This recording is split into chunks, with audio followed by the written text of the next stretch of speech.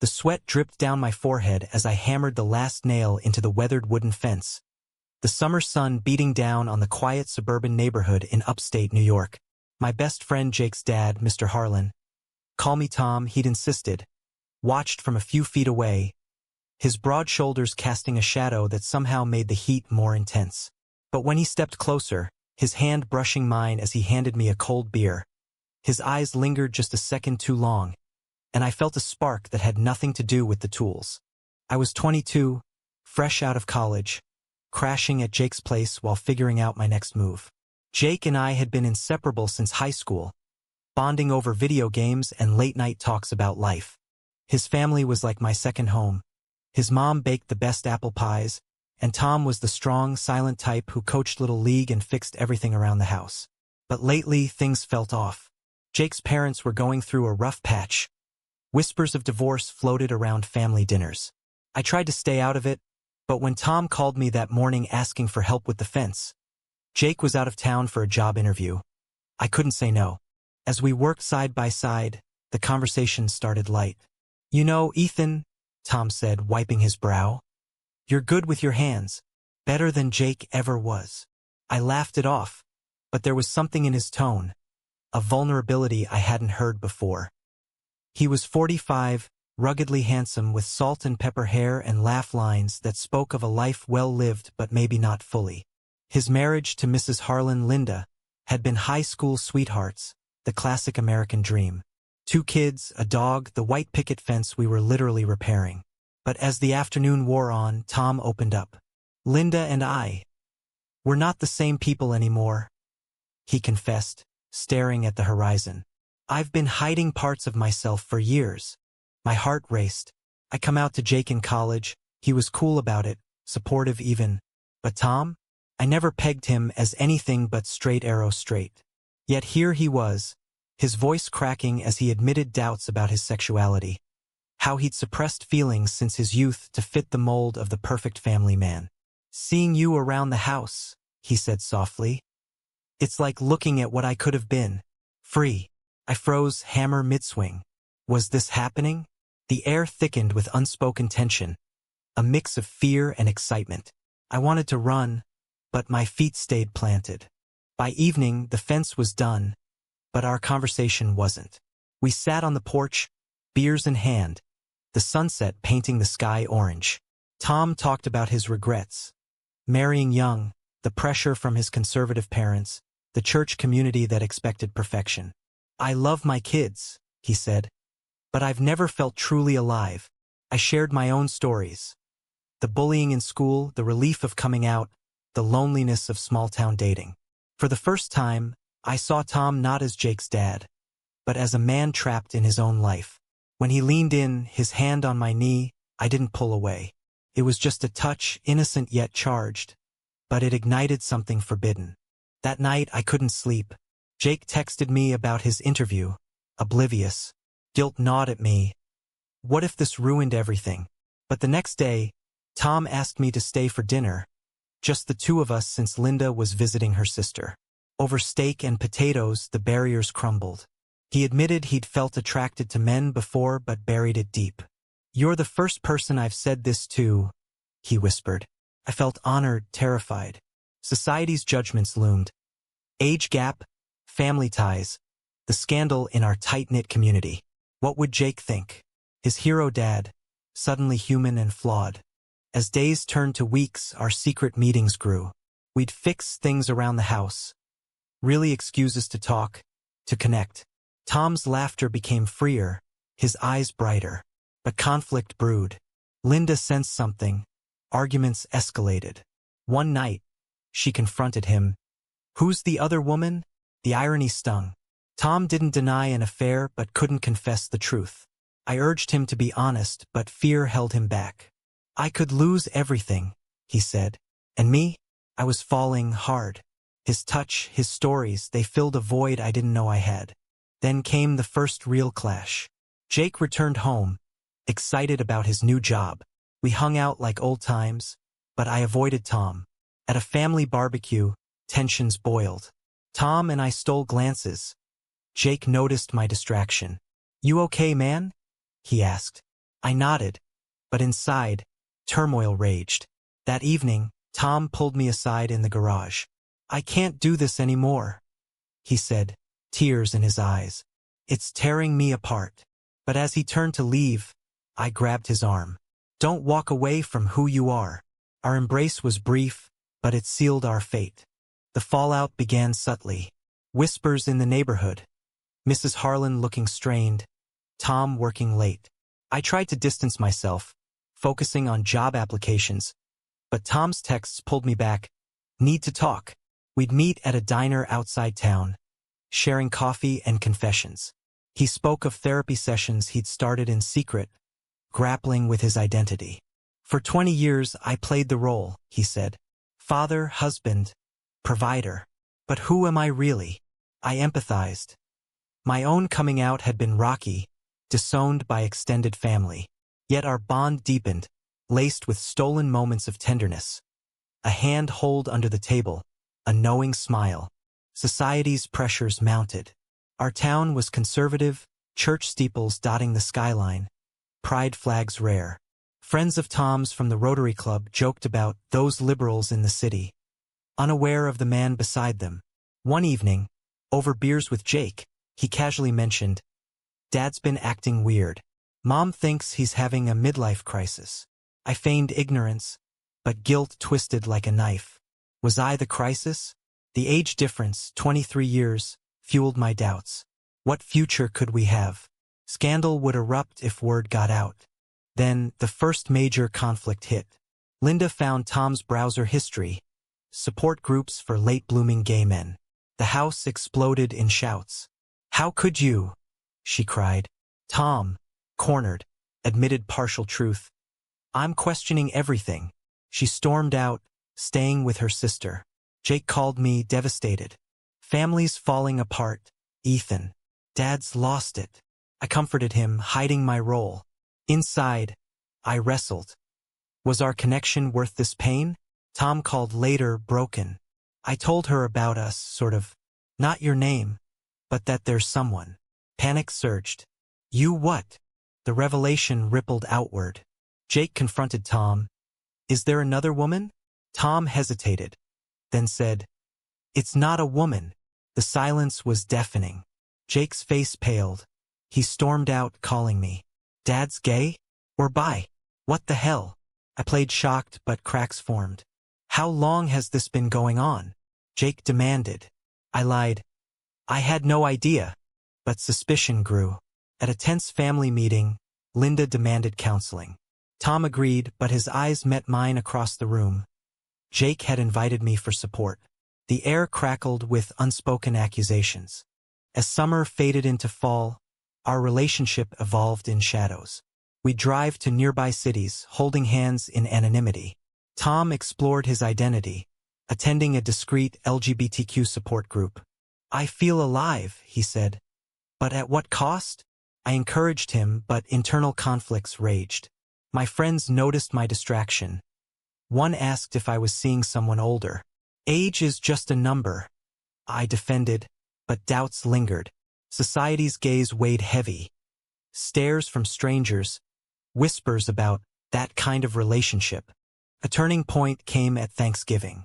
The family gathered, facade intact. But under the table, Tom's foot brushed mine. A risky gesture. Jake, sharp-eyed, snapped, "What's going on with you two?" The room froze. Tom stammered. I blushed. Linda's eyes narrowed. Chaos ensued. Jake accused. "Ethan? My best friend." Betrayal etched his face. "How could you, Dad? And you, Ethan? You're like a brother." He left, slamming the door. Linda wept. "You've destroyed us." In the aftermath, Tom and I faced reality. "We need space," he said, voice hollow. I nodded, heart shattering. Days blurred into loneliness. Jake ignored my calls. Our friendship fractured. Tom dove into therapy, questioning if his feelings were genuine or a rebellion. I job hunted furiously, considering moving away. But love persisted, a stubborn flame. One night, Tom showed up at my door. I'd moved to a small apartment. "I can't let go," he admitted. We talked till dawn, weighing pros and cons. Family healing versus personal truth. Conflicts escalated socially. Word leaked. Small-town gossip. Tom's job as a contractor suffered. Clients pulled away, citing moral concerns. Church friends shunned him. "Is this what freedom costs?" he asked bitterly. I faced backlash too. Old classmates labeled me a homewrecker. Online forums buzzed with debates. Age gap relationships, coming out late, family loyalty. Our story became a microcosm of broader issues. Acceptance versus tradition, love versus duty. Yet amid the storm, glimmers of hope. Jake reached out tentatively. "I miss my friend. And my dad." We met at a park, emotions raw. "It hurts," he said. "But I want to understand." Tom joined, apologies flowing. Not forgiveness yet, but a start. Linda filed for divorce, amicable but painful. "Find your happiness," she told Tom, a bittersweet release. As winter approached, our bond strengthened, tested by fire. But questions loomed. Could we rebuild? Was society ready? Healing wasn't linear. Jake and I rebuilt slowly. Coffee meetups turned into honest talks. "I felt betrayed," he admitted. "You and Dad? It's weird." I explained my side. The unexpected connection, the genuine affection. "It's not about stealing him," I said. "It's about him finding himself." Jake nodded, processing. Tom joined some sessions, family therapy bridging gaps. "I never meant to hurt you," Tom told Jake. Tears flowed. Hugs followed. Progress fragile but real. Meanwhile, Tom embraced his identity publicly. He came out to extended family, mixed reactions. His brother supported. Parents struggled, citing faith. "God made you this way." His mom eventually said, a tentative acceptance. Community response varied. Some shunned, others offered quiet solidarity. A local LGBTQ center became our haven. Tom volunteered, finding purpose. "I wasted years hiding," he reflected. Our relationship blossomed openly in safe spaces. Dates in the city, hand-in-hand walks. But back home, caution prevailed. A new conflict arose, my career. I landed a job in New York City, hours away. "Move with me," I asked Tom. He hesitated. "The kids need me here. And Linda, we're co-parenting." Jake's sister, Emily, 18 and college-bound, added layers. She was furious initially. "You broke Mom's heart." But time softened her. She saw Tom's happiness. Still, relocation threatened our fragile balance. "Long distance," Tom suggested. I agreed, but doubts crept in. Was love enough against logistics? Social debates intensified. An anonymous blog post, likely a neighbor, detailed our scandal, sparking online furor. Comments ranged from supportive, "Love is love," to vitriolic, "Disgusting age gap," "Family destroyer." Tom faced harassment at work. I dealt with trolls. We discussed boundaries. Public versus private. Should we fight back? I asked. Tom chose dignity. Live authentically. Let actions speak. It inspired me, but exhaustion mounted. High drama peaked at Christmas. The family attempted unity. Dinner at the old house, now Linda's. Tensions simmered. Emily snapped at Tom. "You chose him over us?" Tom countered gently. "I chose truth over lies." Jake mediated. "We're all adjusting." I felt like an intruder, but Tom squeezed my hand under the table. Later, alone, he confessed fears. "What if I lose them forever?" I reassured. "You're gaining yourself." Our kiss that night under mistletoe felt defiant. As spring bloomed, resolutions emerged. Jake accepted us, even joking, "Just don't make out in front of me." Emily thawed, curious about my life. Linda dated someone new, finding her own path. Tom sold his share of the house, planning a move closer to the city. "Compromise," he said. Our relationship deepened, built on communication. But societal scars remained. Lost friends, judgmental stares. We attended pride events, advocating for late bloomers. Your story matters, a group leader told Tom. Personal growth shown.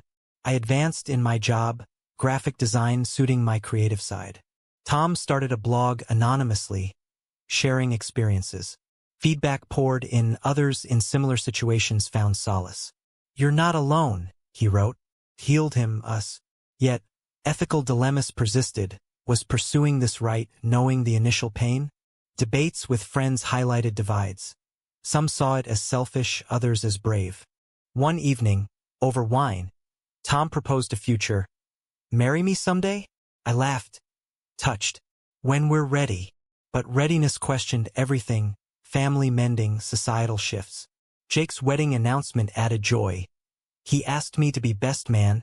Tom to walk him down the aisle? No, but attend together. Progress. Conflicts waned, replaced by harmony. We hosted barbecues, blending old and new friends. Acceptance grew. The town evolved, albeit slowly. Our love, once forbidden, became a testament to resilience. But as we sat on our new porch, fence long forgotten, I wondered about the choices that led here. With stability came reflection. Tom and I settled into a rhythm, weekends in the city, weekdays apart. Distance tested us, but video calls bridged gaps. Miss you, he'd say, eyes soft. I echoed, heart full. Jake's wedding approached, a milestone. Nervous? I asked Tom. Proud, he replied. At the rehearsal, awkwardness lingered. Linda's new partner. Polite nods. But during toasts, Jake acknowledged, Dad, your journey taught me love's complexity. Tom teared up. I squeezed his hand. Post-wedding, we vacationed. First trip as a couple. California beaches, open acceptance. This is freedom, Tom marveled. Conversations deepened. His past suppressions, my youthful insecurities. You saved me, he said. I disagreed. You saved yourself. Therapy continued. We attended couple sessions, addressing age dynamics. Power imbalance? The counselor asked. We explored Tom's experience versus my vitality. Balance emerged through equality. Back home, advocacy grew. Tom spoke at a local event. Coming out at 45. It's never too late. Applause followed. Stories shared. I designed graphics for the center, contributing. But backlash persisted. A conservative rally protested. Family erosion. Our names whispered. Ignore them, Tom advised. Easier said. Anxiety flared. One night, vandalism, slurs on our car. Police investigated. Community rallied. Hate won't win, a neighbor said, surprising us. Personal clashes resurfaced. Emily struggled in college, blaming family upheaval. If you'd stayed closeted, she texted Tom. He responded with love. Hiding hurts more. Reconciliation came via visits. She met us, saw our bond. You're happy, Dad. Affirmation healed. Jake's wife, supportive, hosted dinners. Blended family dynamics evolved, holidays inclusive. Career-wise, challenges arose. My promotion required travel. Tom's business rebounded but demanded presence. Sacrifice. Pondered. We compromised. I took remote options. Love adapted. Socially, friends divided. Some distanced, others embraced. A debate at a party. Age gaps exploit vulnerability. I defended. Mutual respect defines us. Opinions clashed, mirroring broader discourses. Drama crested with a family crisis. Linda's health scare, minor surgery. Tom supported. I stepped back. But she requested me. You've made him better. Gratitude mixed with complexity. Recovery bonded us all. Forgiveness, Tom mused. As years hinted, our story spanned months. Feeling eternal, growth solidified. Tom's blog went public. Book deal whispers. I illustrated covers. Our narrative inspired. Letters from struggling individuals. Thank you for visibility. Yet, ethical quandaries lingered. Was initiating contact wrong? Society judged harshly. We discussed regrets. Tom shook head. Only delaying. I agreed but pondered impacts. In quiet moments, love prevailed. Picnics by the lake, echoes of that fence day. From repairs to rebuilding, Tom joked. Looking back, the fence was merely a metaphor. Boundaries broken, new ones built.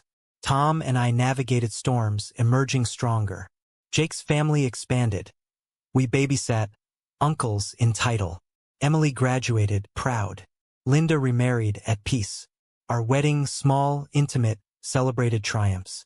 Vows exchanged. Through conflicts, choices, love endures. But society evolves slowly. Debates rage. Late coming-outs disrupting lives. Our story fuels arguments, selfish or essential. We advocate, hoping for change. Was it right to follow our hearts? Knowing the initial devastation to family and friends?